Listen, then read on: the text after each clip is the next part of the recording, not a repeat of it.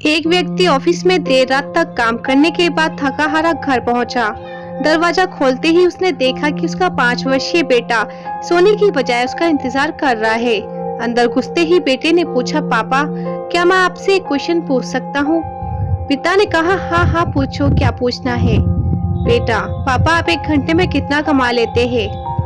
पिता ने कहा, इससे तुम्हारा क्या लेना देना, तुम ऐसे बेकार के सवाल क्यों कर रहे हो? पिता ने झुंझुलाते हुए उत्तर दिया, बेटा मैं बस यूं ही जानना चाहता हूँ, प्लीज बताइए कि आप 1 घंटे में कितना कमाते हैं? पिता ने गुस्से से उसकी तरफ देखते हुए कहा, 100 रुपए। अच्छा, बेटे ने मासूमियत से सर झुकाते हुए कहा, पापा क्या आप मुझे 50 रुपए उधार दे सकते हैं?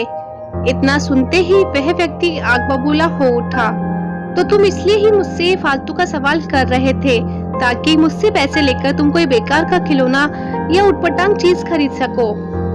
चुपचाप अपने कमरे में जाओ और जाकर सो जाओ।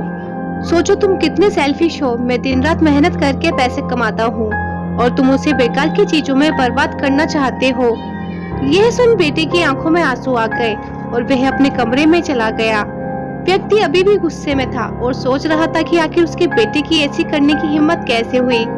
पर 1 आधा घंटा बीतने के बाद वह थोड़ा शांत हुआ और सोचने लगा कि हो सकता है कि उसके बेटे ने सच में किसी जरूरी काम के लिए पैसे मांगे हो, क्योंकि आज से पहले उसने कभी भी इस तरह से पैसे नहीं मांगे थे। फिर वह उठकर बेटे के कमरे में गया और बोला, क्या तुम सो रहे हो? नहीं, जवाब आया। मैं सोच रहा था कि शायद मैंने बेकार में ही तुम्हें डांट दिया। दरअसल दिन भर के काम से मैं बहुत थक गया था। व्यक्ति ने कहा, आई एम सॉरी, ये लो अपने 50 रुपए। ऐसा कहते हुए उसने अपने बेटे के हाथ में 50 का नोट रख दिया। थैंक यू पापा, बेटा खुशी से पैसे लेते हुए कहा और फिर वह तेजी से उठकर अपनी अलमारी की तरफ भाग गया। वहां से उसने ढेर सारे सिक्के निकाले और धीरे धीरे उन्हें गिनने लगा। यह देखकर व्यक्ति फिर से क्रोधित होने लगा। जब तुम्हारे पास पहले से ही पैसे थे तो तुमने मुझसे और पैसे क्यों मांगे? बेटे ने कहा, क्योंकि पापा मेरे पास पैसे कम थे पर अब पूरे हैं। पापा अब मेरे पास 100 रुपए है, क्या मैं आपका 1 घंटा खरीद सकता हूँ? प्लीज आप ये पैसे ले लीजिए और कल घर जल्दी आ जाइए, मैं आपके साथ बैठकर खाना खाना चाहता हूँ।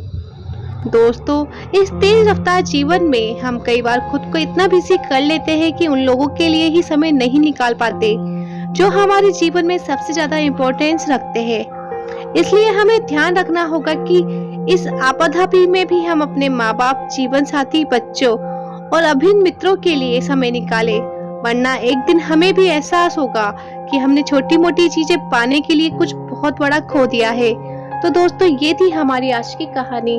अगर आप लोगों को ये वीडियो पसंद आई है तो आप इसे लाइक कर सकते हैं, शेयर कर सकते हैं और ऐसी वीडियोस रोज देखने के लिए आप हमारे चैनल लाइफ लेसन स्टोरीज को सब्सक्राइब कर सकते हैं। Thanks for watching.